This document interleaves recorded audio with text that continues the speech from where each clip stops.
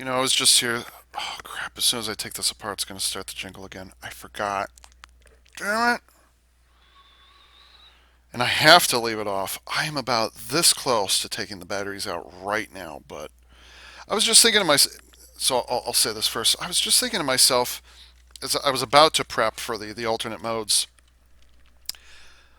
Well, it's nice to see, the first wave Robo teaming up with the second wave Robo, but then it occurred to me the way they played this out.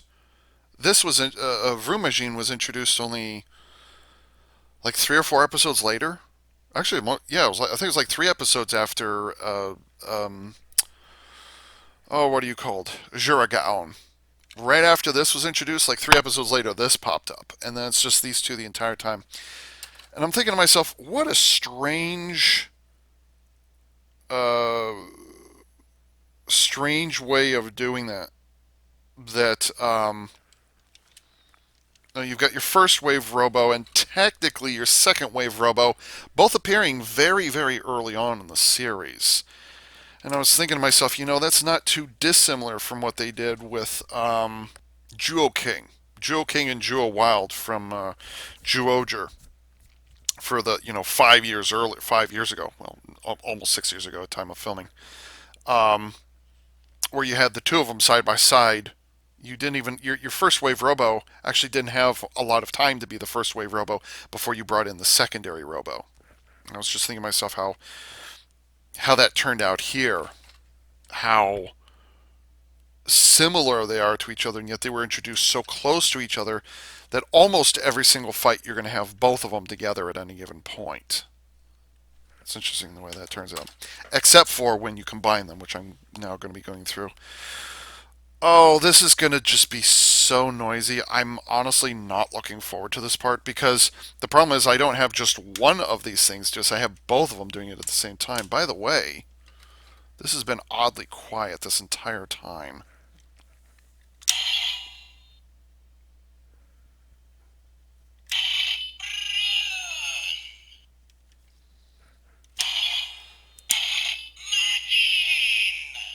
Majin.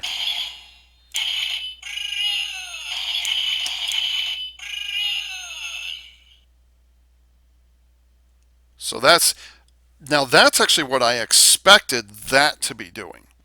But like I said earlier, the amount of time I tried to figure that out, I think there's a literal.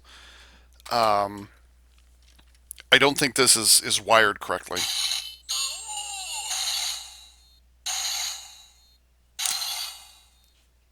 Of course, it does it as soon as it has an audience. Yeah, see right there, it didn't do anything.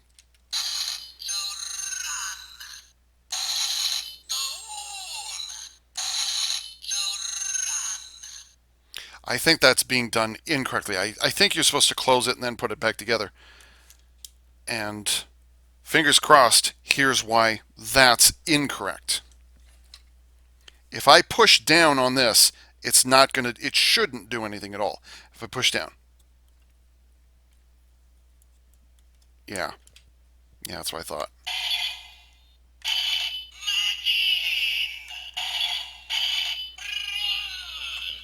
See how that works? But the,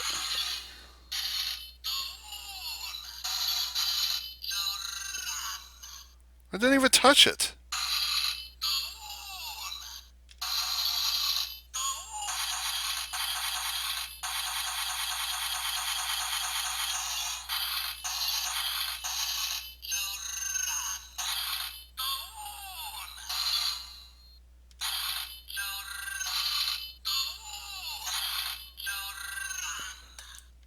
It's not supposed to do that because if I do exactly the same thing here, yeah, see. So you know what this is? This is how many of you remember the Engine Die Shogun? You all remember that one? The one that I had, the engine soul that was included in it, had a hair trigger button on the back. So like if you even just shook it, you weren't supposed to be able to do this because they didn't have motion sensors. But the one that I had like a loose wire or something on the inside, and so when you would shake it, that the engine soul for Engine Die Shogun would it would and it was incredibly sensitive. Um, And you can actually see it in the video review that I did for CDX where I reviewed that. I think this is exactly the same thing. There's just it's a loose wire or something. Oh, great.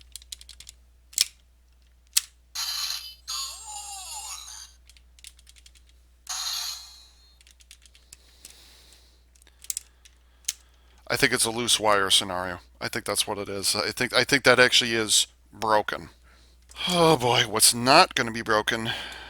So yeah, that's an issue. Yet another reason why I'm going to be removing the batteries on both of these as soon as possible, because like I don't want to transform them and have them making that, which is now what is exactly going to happen when I take them apart and make the alternate versions. Oh boy.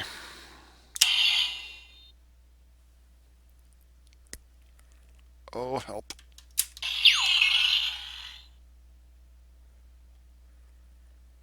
Okay. Now I think that was done correctly, but because this one is broken, it's not going to realize the difference when I take it apart.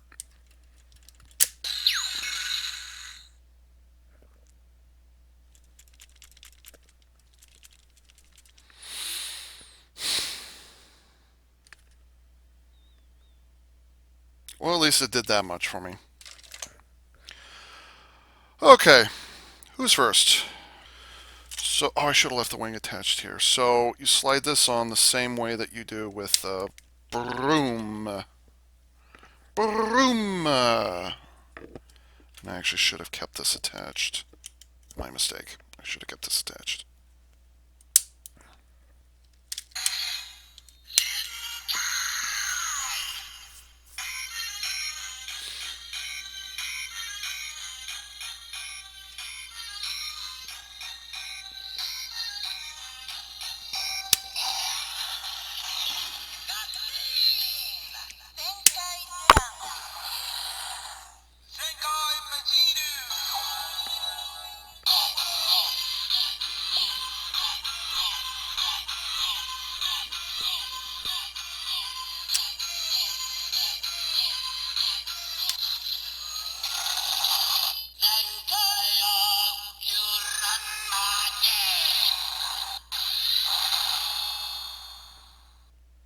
Hmm. So I had to tap the thing in order to get it to work, as opposed to on vroom. So yeah, there's a loose.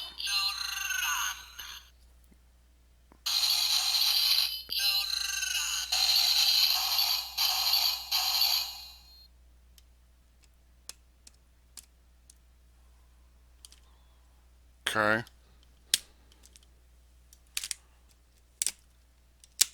Yeah. See what I mean?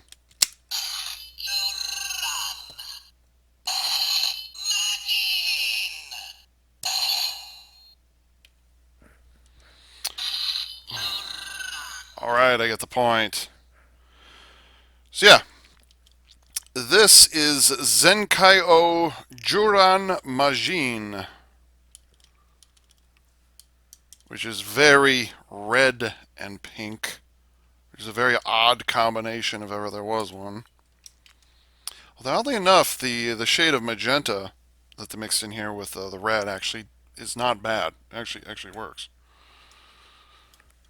You can see how the wings are attached on the back of Juran. So there's that. Oh, and then I guess what you do to one side, you do to the other. So let's see, the sword goes in this hand, I think. Yeah. Oh no, I did that backwards. Sorry. And then can we put the Oh, shut up! No, you cannot put it in Juran's hand. Hmm. So it looks like that weapon is exclusive to Juran. Or no, it's exclusive to Juran. Juragaon. It's exclusive there. And then Magine. Or Magine.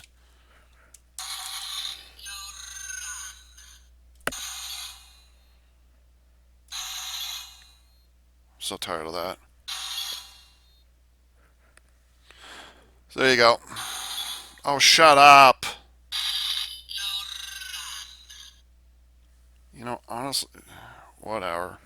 Okay, so there's Jura Majin right there.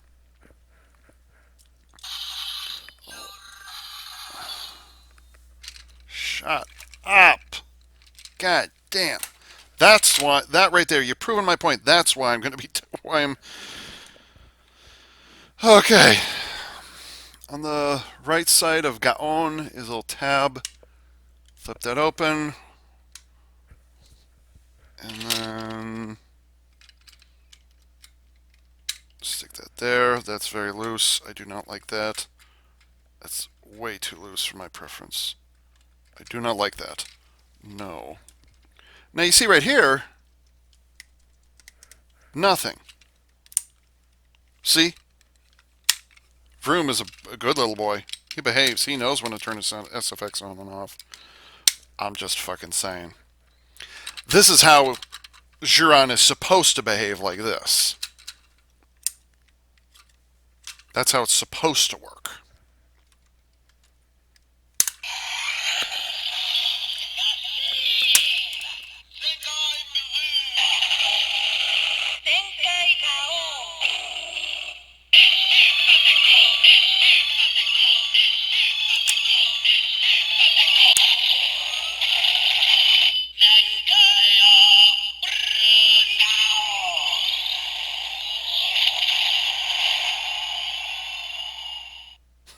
The cheer of the crowd at the end. Why can't you have the cheer of the crowd on that one? Whatever. Oh, I just noticed that. Alright. So here's, and you always start with the left side, and then, so it's Vroom Gaon.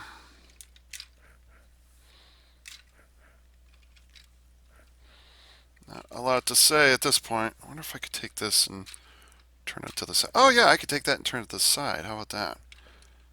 I should like, I wonder if I can do that over here.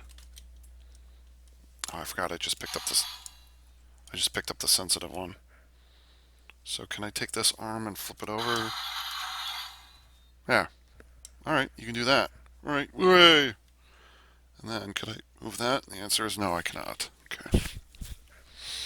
God, that's so fucking stupid. Have Juron's head just hanging out there. So stupid.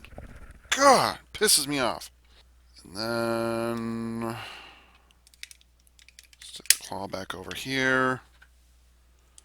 And the little blaster thingy right here. By the way, I just realized Juragaon doesn't have any ranged weapons. So there you go. Got the weapon right there. And again, because of this clip back here, you can still store the claw back here if you want to. But oddly, you cannot do that. That does not go anywhere. I mean, like, I suppose you could stick it on the back of the heel. Technically, that's where it goes. See, does it fit? Yeah, it does. It does fit. So there you go. You can store the weapon right there if you want to. Good to know. Good to know. Since I'm filming this in late December 2021, I might as well say it here. It's already well known that the Mecha series has ended for Zenkaiger. So there are no new Mecha this way. There are no more. So I'm just going to come right out and say it. What the hell were they thinking? Introducing... As soon as I pick this up, it's going to make noise. What the hell were they thinking, introducing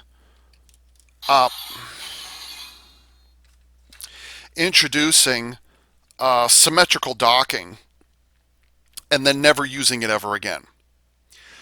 Now, there's the whole VREX... Shut up! There's the whole VREX combined with Dragon Caesar thing, which was fucking brilliant, by the way. But that's the only other time they took advantage of it. Because the very next mecha that came out was Tukayo. And Tukayo does not interact with either one of these. It doesn't interact with either one of them. That's it. I'm so sick of that sound. You know, you're just gonna sit down there. Shut up! Christ. So, anyways, yeah, they introduced this really, really amazing um, symmetrical docking thing that they've never done before. There was always, a mecha that would sit in the center. So whether it's Tokyo or Flash King, there was always a mecha in the center. That's not symmetrical docking. This is symmetrical docking with the guy where it's just two mecha that come together, and then they're split vertically down the center. That's the definition of symmetrical docking. There's the other definition, but I can't talk about that on YouTube. But anyways, this is fine. But why would they introduce such a breakthrough gimmick and then completely get rid of it for the very next mecha? Where it works, where Tukayo works really well by itself, but after that, it doesn't interact with anything after that. It's all done. It's all over. This is as far as the first wave mecha go. That's it. This gimmick of symmetrical docking, which is carried out, to be fair, carried out pretty damn well, they threw it away. Now, I'm well aware that last year I did the bitching and moaning about Kira Mazen, or Kira Major, where none of the mecha combined with each other whatsoever except for Grateful Phoenix right at the very end. Fuck that thing, by the way. But beyond that, they never took advantage of the gimmick. Like I said, I already went over that in the Kira Major video, which is obviously linked below just for reference. Um, and I said then, I can't believe that the gimmick, the unifying gimmick, actually got in the way of, the common collecting gimmick or whatever it is, was actually interrupted. So here it is. This is perfect symmetrical talkie. Like, you could have had a black mecha, you could have had a green one, you could have had a silver one, you could have had a gold one, you could have had a purple one, you could have had an orange one, you could have had different variations. You could have had like a light blue or a pale blue of some kind. I mean, there were so many other mecha you could have used, and considering these are references to previous Super Sentai Robos, that they're references to previous Super Sentai mecha, that's absolutely brilliant. It's brilliant. And yet, for whatever reason, we didn't get any accessory vehicles. Thank you, by the way. Thank you. Domo arigato. And instead, they did it one time, and that's it. Tukayo doesn't do anything like this.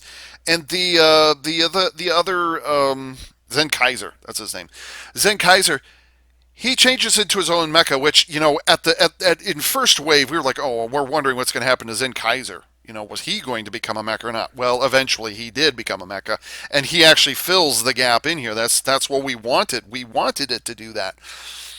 But that being said, it ends right after that, because the next mecha they came up with was Tukayo, and then one after that was a jet that turns into a blaster.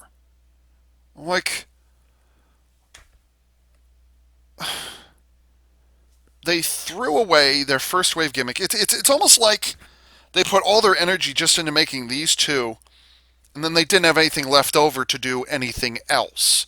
Like, they couldn't come up with a jet or another super vehicle, or they couldn't come up with, they have a dragon and a T-Rex and a lion and a dump truck, and they couldn't come up with any other vehicles. They should have used a jet, or they could have used a submarine, or they could have used any kind of super vehicles, or they could have used a spaceship. Why don't they? Oh my God, can you imagine if they'd done another version of Galaxy Mega, which is one of my top favorite Super Sentai Robos ever? Imagine if it was like Vroom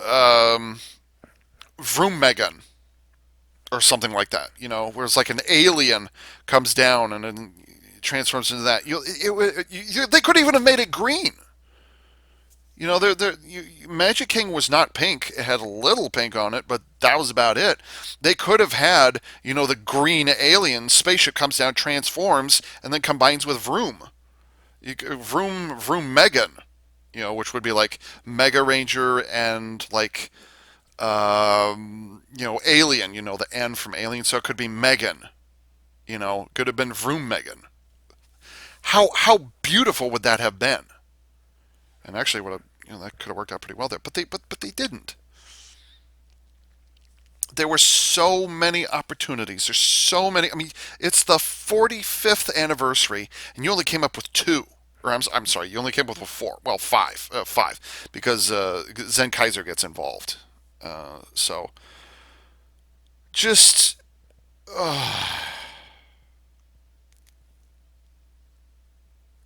so ridiculous. Just such a wasted opportunity. Really, really was. Just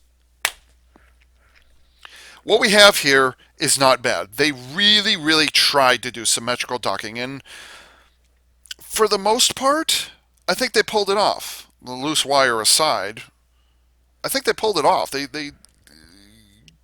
Yeah, the two animal, the Gaon and Juron, their animal modes are garbage. The robo modes, all right, I can live with the robo modes, whatever. But the animal modes are garbage. And then what they did with Majin and Vroom, their alternate modes look fine, well, except for that doesn't even look like a dump truck. It looks like a thing. Um, so much wasted opportunity.